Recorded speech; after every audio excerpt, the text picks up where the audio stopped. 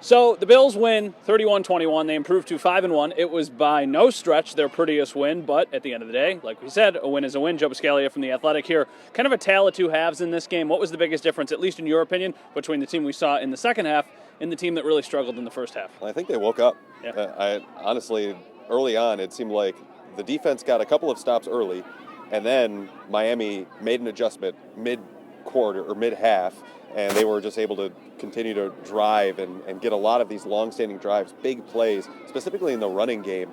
And that was one area that the Bills definitely had to fix when they went to the second half. You know, what they saw this week was a lot more of a base defense than normally.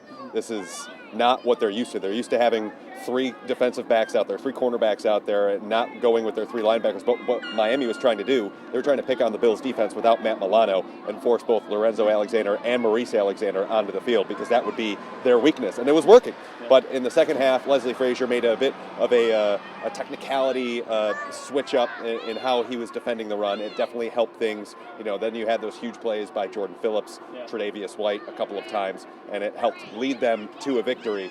And on offense, I mean, Josh Allen just woke up. That's really, it was that simple. He was not good in the first half, took a couple of big hits again, and then in the second half started to connect on his passes. The drops that were happening in the first half didn't happen in the second half, and the Bills eventually, somehow, they got themselves to a win. So I think the obvious answer here is probably Tre'Davious White is the guy who stands out for the right reasons. Give me a player who you were impressed with, and then a player maybe who struggled a bit today. Well, John Brown stands out because he was winning his matchup constantly down the field, and even on the throws even on the plays that he wasn't thrown to. I mean, he was just winning his matchup because the Dolphins are primarily a man coverage defense, and he had a legitimate opportunity to just absolutely take off in this game. And he had 83 yards and a touchdown. The game could have been that much bigger. This is not a good Dolphins secondary. Josh Allen has to do a better job of getting him the football because he is his best target. But the other part of it is he needs to be able to hit the throws down the field a lot better.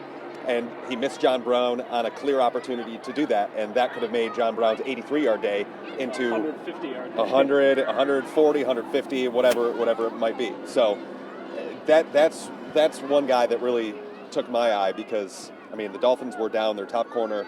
He took advantage. And then their guy who was replacing him, Ken Webster, he went down with an injury, so they replaced him with Ryan Lewis, and he was just winning his matchup constantly. Did Levi Wallace struggle a bit today? He did. I think it's part of what I was talking about before, because what the Dolphins were doing, they were going into base defense. Mm-hmm. So that essentially clumped all of their big defenders in, and it took them out of what they're most comfortable with, which is playing zone defense. Mm-hmm. And so he had to play a lot more man defense, and he is not.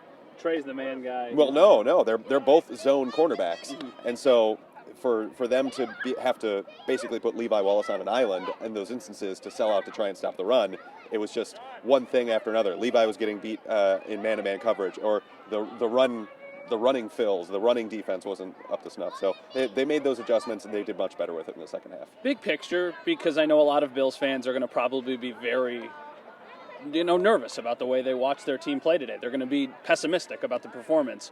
Where do you stand on all of that? Because it is still a win, but they struggled. I mean, rightfully so. I think fans should be willing to question what we saw here today, because I know all the players are going to sit there and say, team's good. This is an NFL team. But no NFL team, besides the Dolphins this year, are actively trying to lose with all of their roster decisions. This is not a talented team. And I understand where they're coming from, and they need to keep their edge, everything like that. But when push comes to shove, you have to be able to thoroughly beat teams like this, especially at home. Yeah.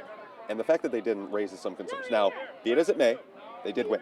Yeah. So you can't take too much away from them. But when you have a team that should have been dominated, that wasn't until the second half of the game, it leads to some questions both on offense, defense, and they're going to have a cold dose of reality when Philadelphia comes to town. We don't know what, at least of right now, we don't know what they'll do against Dallas.